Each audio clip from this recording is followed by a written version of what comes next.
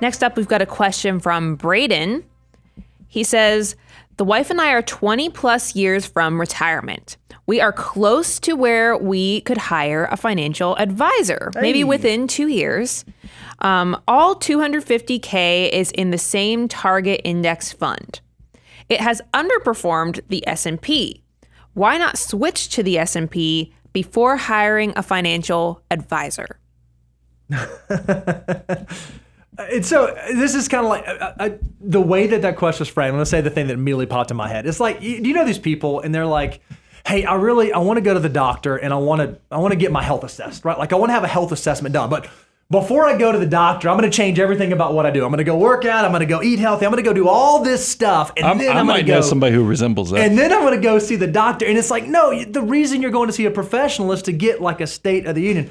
Here's something I think is State of the Union? To get like a state of like where you are, like the state of your current situation. So then you know like how to improve upon that. So here's what I think is interesting about what Braden said. You know, I've been using a target retirement fund. I think that's awesome. We say all the time, we love target retirement index funds for do-it-yourselfers and for people just starting out, because all you have to focus on is really two things.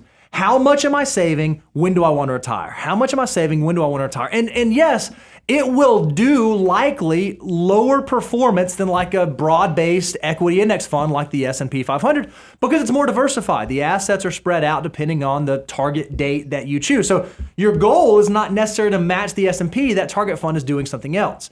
What you're trying to do is you're trying to grow your assets until they get to critical mass. I've heard you start calling it your launch point. Your launch point. Yeah, when you start getting your exit speed, right? That's what you're trying to do. And it sounds like Braden and his escape velocity. Escape velocity. Yeah.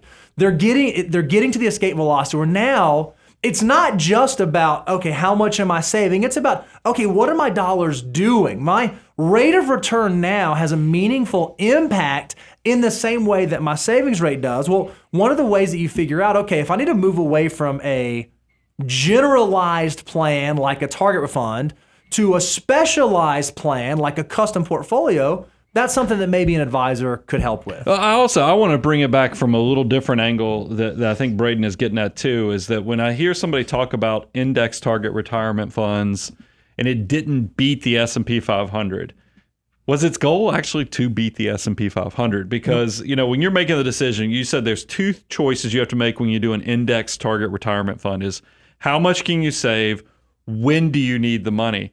And if you told us you're 20 plus years, I would be curious to know what the index target retirement year that you chose, because if it's far enough out, because think about every index target retirement fund, what is the whole purpose and goal of why you're even doing these things? Is it gets the asset allocation. It's kind of a set it and forget it because it's on a glide path, meaning that when you are 30, 40 years from retirement, you're going to look like the market because, you know, it's going to have pretty much all equities, a little bit of cash, and maybe some just a hairline of bonds in there. But it's going to look very similar to the market, probably like an 80 to 90% risk on assets, only 10 to 20% risk off. But then as you get closer to retirement or closer to the year you chose, the allocation is going to get more bent towards conservative assets. Why is that important? Obviously, if you are getting closer to retirement, we want to not only have your risk tolerance, which means how much of a cowboy or cowgirl are you on how you can handle emotionally the risks that you're taking on, but there's also risk capacity. And why is risk capacity? When you lose 20% with your portfolio, you only have to make 25% to get back to where you started from.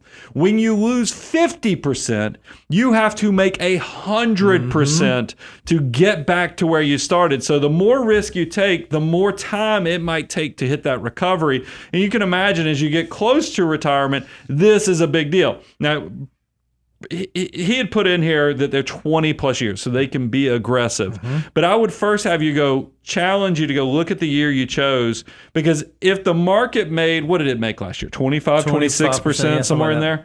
And if your target retirement fund didn't get 18%, 20%, 21. Because I guarantee you, because we're recommending index target retirement funds. So that means probably 60, 65, maybe even 70% of the portfolio is likely the S&P 500. So you did have a large, probably the majority of your portfolio did get that 25%. You just got to look at what was the recipe or the formulation of the index retirement fund that you were looking at. And if you're still troubled by it, I don't know which one you use, because we talk about the biggest providers are like Vanguard, Charles Schwab, and then Fidelity Investments.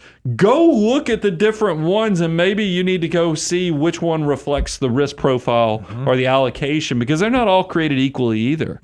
The other thing I want to tell you, Brendan, is if you are considering hiring a financial advisor, let me give you a great tool you can use. Go to moneyguy.com/resources, and we have, I think it's 8 questions that you should ask your financial advisor. And you can actually walk through these questions with them. Hey, are you a fiduciary? How do you get paid? Why do I know you're credentialized to do this? These will be great questions that you can use to determine, okay, is the person that I'm hiring going to provide the service that I'm actually looking for? In your situation, maybe portfolio construction is a piece of what you're looking for, but maybe you also need tax planning or some insurance analysis, or you need to be thinking about your employer incentives and the way that your compensation is structured, or any of a myriad of things that may be on your financial plate. Make sure the financial advisor you're talking with, interacting with, can actually speak to those things. So moneyguy.com/resources, a great tool for you to use to see if that makes sense.